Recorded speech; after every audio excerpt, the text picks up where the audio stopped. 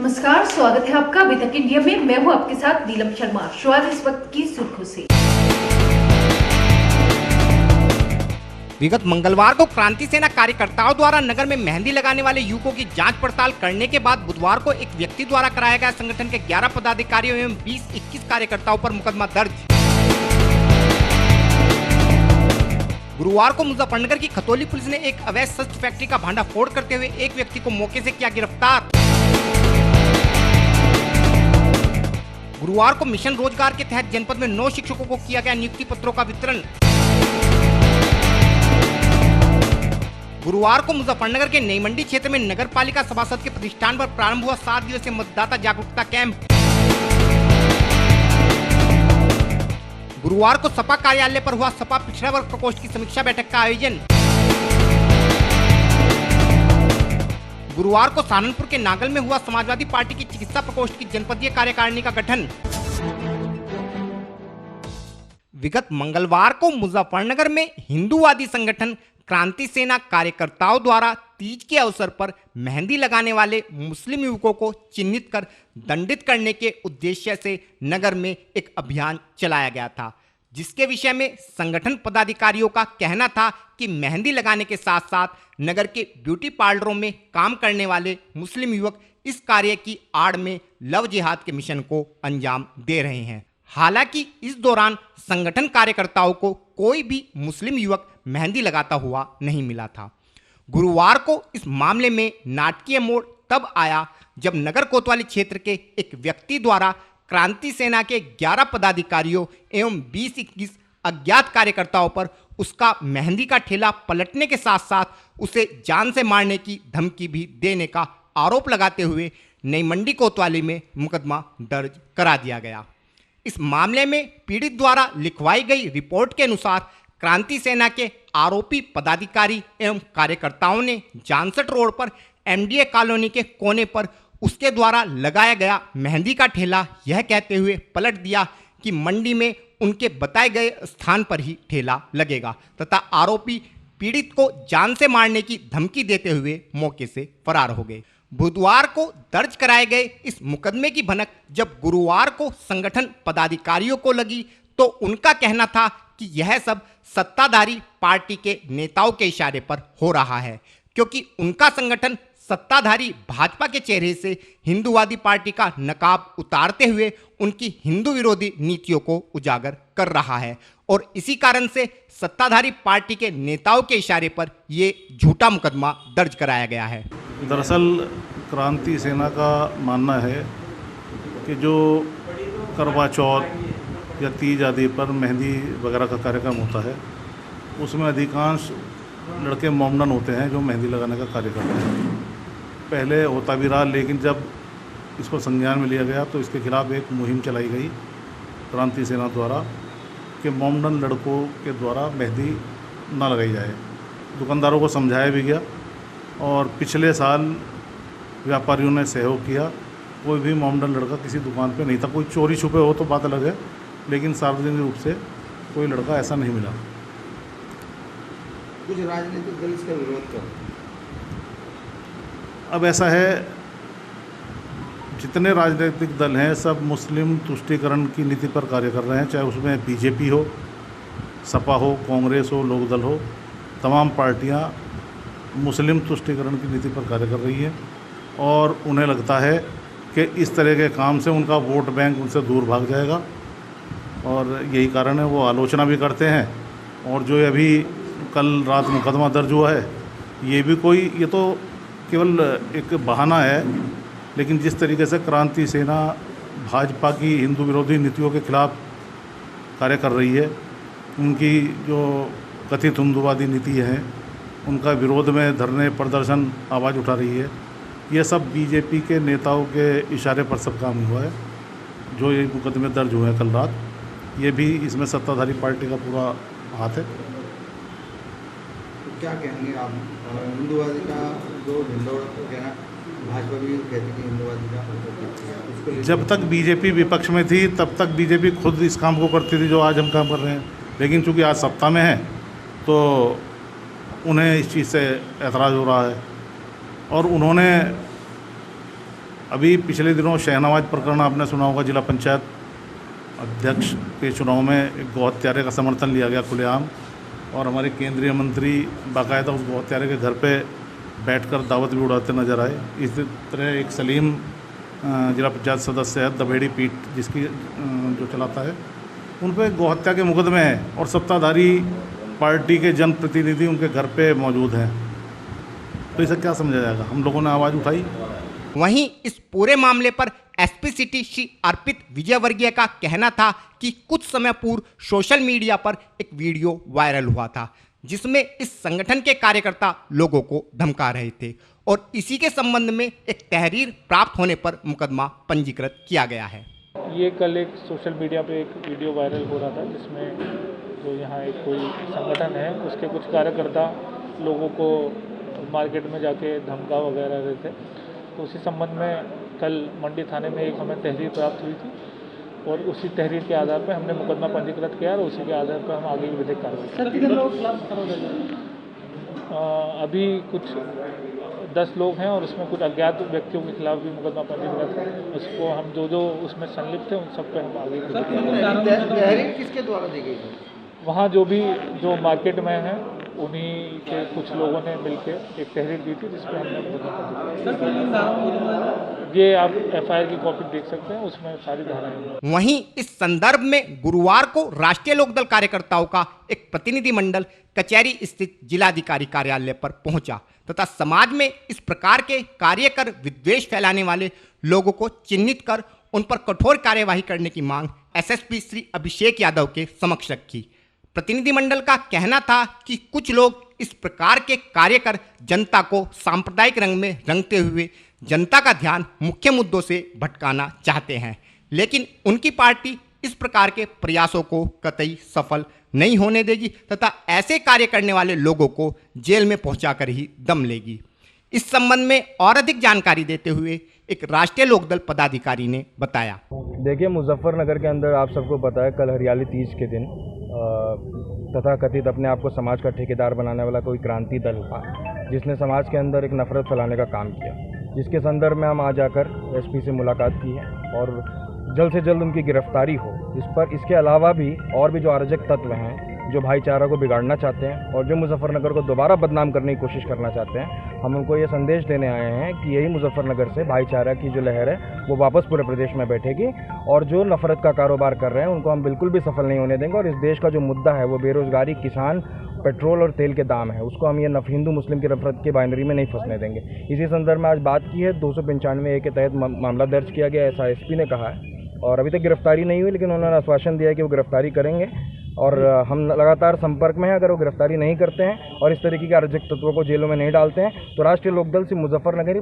पूरे पश्चिम उत्तर प्रदेश के अंदर चक्का जाम करेगा, क्योंकि भाईचारा से बिल्कुल भी कॉम्प्रोमाइज़ नहीं करने वाले हैं। क्योंकि इस समय किसान आंदोलित है, इस समय दलित, पिछड़ा, आदिवासी सब परेशान है, पिछड़ों की नौकरी छीनी जा रही है। इसके अलावा इस प्रदेश का कोई मुद्दा नहीं। 10 से 12 लोगों के खिलाफ मुकदमा दर्ज हुआ लेकिन अभी गिरफ्तारी नहीं हुई।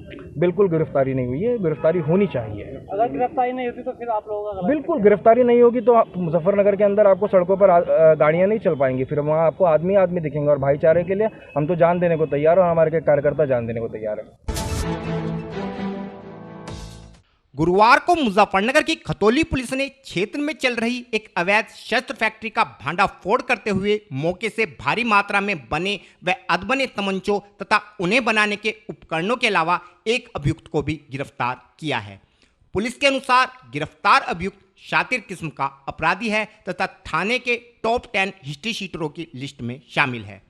हमारे चैनल को मिली जानकारी के अनुसार बुधवार की रात खतौली पुलिस को मुखबिर के माध्यम से सूचना प्राप्त हुई कि क्षेत्र के सफेदा रोड पर शेखपुरा के निकट एक बंद पड़े मकान में अवैध शस्त्र फैक्ट्री का संचालन किया जा रहा है, जिसके बाद पुलिस ने सूचना के आधार पर बताए गए स्थान पर छापेमारी करते हुए मौके से भारी मात्रा में बने व अधबने तमंचों के अलावा खतौली क्षेत्र के ग्राम गालिबपुर निवासी मोनू पुत्र मूलचंद को भी गिरफ्तार किया है। इस संबंध में और अधिक जानकारी देते हुए एसपी सिटी श्री अर्पित विजयवर्गीय ने बताया। ये आप लोगों को बताना है कि थाना खतौली पुलिस ने आज एक अवैध शस्त्र फैक्ट्री का उजागर की है। इसमें इन्होंने एक आदमी को पकड़ा है जिसका नाम मोनू है ये खतौली का ही निवासी है और अभी तक की जानकारी करने में पता चला है कि ये व्यक्ति पहले भी अवैध शस्त्र के कार्य में संलिप्त था और ये पहले भी जेल इसी चीज़ के लिए जा चुका है और ये पुनः जेल से बाहर निकल के इस कार्य में फिर से संलिप्त था और कल रात में ही सूचना मिली थी कि ये अभी भी बना रहा है, तो पुलिस ने वहाँ दबिश दी और इसको रंगे हाथों पकड़ा। इसके पास से करीब 10 तमंचे मिले हैं, कुछ अधबने तमंचे भी मिले हैं और जो औजार जो प्रयोग होते हैं तमंचा वगैरह बनाने में वो भी मिले हैं। इससे अभी जानकारी की जा रही है कि ये तमंचा किसके लिए बना रहा था और कैसे कैसे इसको बेचता था, कितने में बेचता था और कौन कौन इसके साथी थे, उसकी जानकारी करके हम उन पर भी आगे कार्रवाई करेंगे। गुरुवार को पूरे उत्तर प्रदेश में मिशन रोजगार के तहत मुख्यमंत्री योगी आदित्यनाथ द्वारा प्रदेश में उत्तर प्रदेश लोक सेवा आयोग के माध्यम से चयनित 2846 माध्यमिक शिक्षकों को नियुक्ति पत्रों का वितरण किया गया। इन शिक्षकों में से 200 शिक्षकों को नियुक्ति पत्रों का वितरण मुख्यमंत्री द्वारा लखनऊ के लोक भवन में आयोजित कार्यक्रम के दौरान स्वयं किया गया, जबकि शेष शिक्षकों को उनके संबंधित जिलों में जनप्रतिनिधियों के माध्यम से नियुक्ति पत्र वितरित किए गए। इसी कड़ी में गुरुवार को मुजफ्फरनगर कचहरी स्थित NIC सेंटर में एक कार्यक्रम का आयोजन कर पुरकाजी विधायक श्री प्रमोद ऊंटवाल द्वारा जनपद के 9 शिक्षकों को नियुक्ति पत्रों का वितरण किया गया। सभी शिक्षक अपना नियुक्ति पत्र प्राप्त करने के बाद काफी प्रसन्न नजर आए।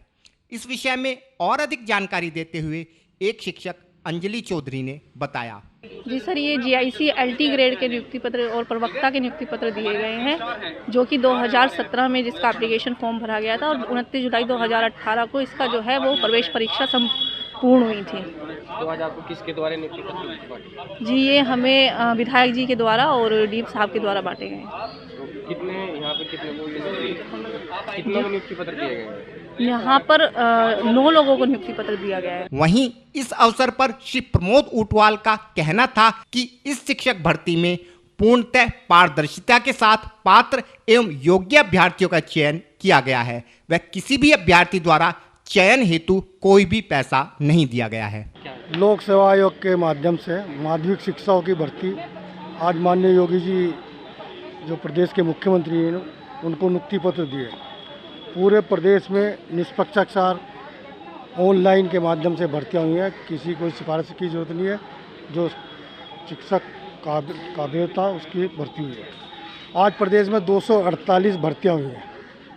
हमारे जनपद पर भी 9 भर्तियाँ शिक्षकों की हुई हैं। जो राजकीय इंटर कॉलेज हैं उनमें इनकी नियुक्ति भी होगी और ज्वाइनिंग होगी।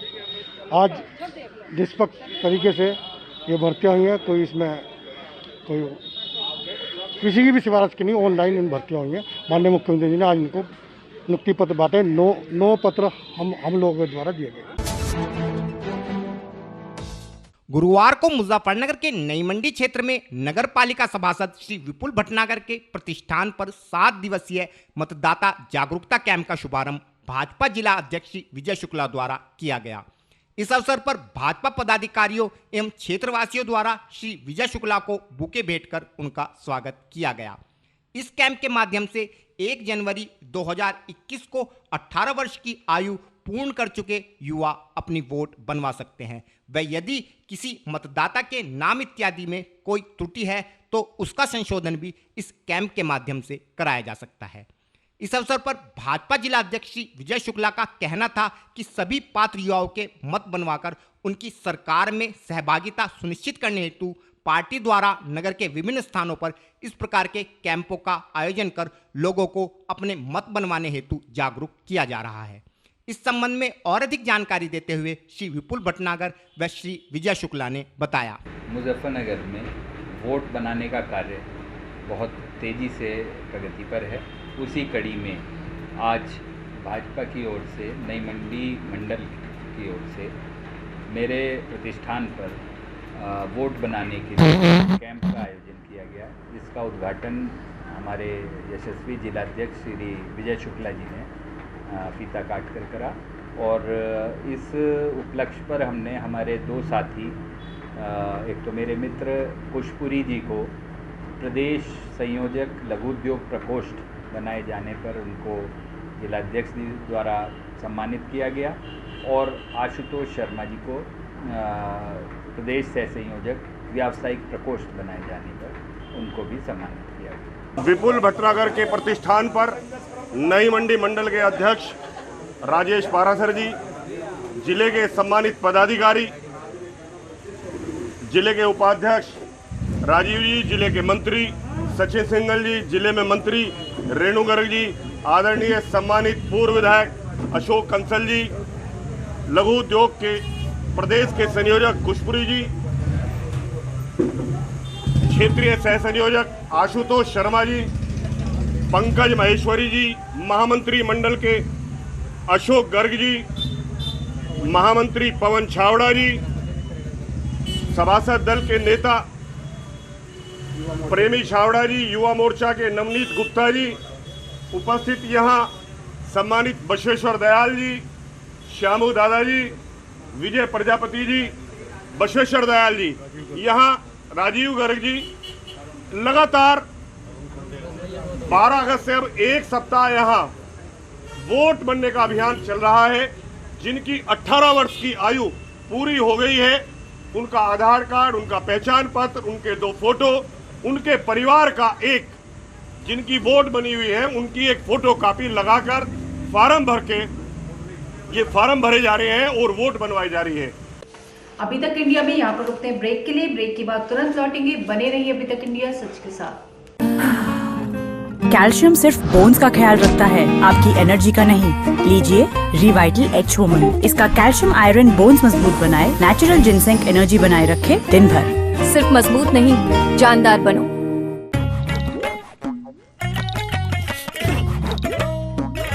एब्जॉर्ब डस्टिंग पाउडर लगाइए रोजाना। इसका डबल एक्शन फार्मूला पसीना सूखे, खुजली आने से पहले ही रोके, ताकि इस हाथ का ठाट बना रहे। पसीना खुजली भगाने में एब्जॉर्ब का हाथ इस्तेमाल करो, खुद का नहीं। खुजली नहीं, एब्जॉर्ब करो। अब क्रीम में भी। यूपी के दमदार लोगों के लिए टाटा टी प्रीमियम ने बनाई है दमदार चाय। एक प्याली दम वाली, एक प्याली यूपी वाली। यूपी मतलब दबंग लोग। अबे भैया जी की गाड़ी कौन रोका? पावर की देख जकड़, पैसों की देख अकड़, छोटी सी बात पर आस्तीनें ऊपर चढ़ जाती है। यूपी वाले दम दिखाने का मौका नहीं छोड़ते। अब चाहे वो पावर का दम हो, पैसों का दम हो या फिर अच्छाई का। भैया को बोलना पड़ेगा।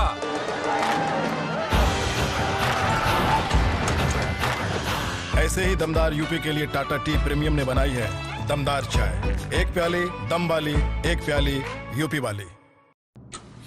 ढल रही है एनर्जी, दम हो रहा है आधा। मैं थक रही हूँ ज्यादा, थक रही हूँ ज्यादा। कैल्शियम सिर्फ बोन्स का ख्याल रखता है, आपकी एनर्जी का नहीं। लीजिए रिवाइटल एच वुमन। इसका कैल्शियम आयरन बोन्स मजबूत बनाए, नेचुरल जिनसेंग एनर्जी बनाए रखे दिन भर। सिर्फ मजबूत नहीं, जानदार बनो। एब्जॉर्ब डस्टिंग पाउडर लगाइए रोजाना। इसका डबल एक्शन फार्मूला पसीना सूखे, खुजली आने से पहले ही रोके, खुजली नहीं, एब्जॉर्ब करो। अब क्रीम में भी। स्वागत है आपका। आप देख रहे हैं अभी तक इंडिया सच के साथ और मैं हूं आपके साथ नीलम शर्मा। गुरुवार को मुजफ्फरनगर में समाजवादी पार्टी के महावीर चौक के निकट स्थित कार्यालय पर समाजवादी पार्टी के पिछड़ा वर्ग प्रकोष्ठ की समीक्षा बैठक का आयोजन किया गया।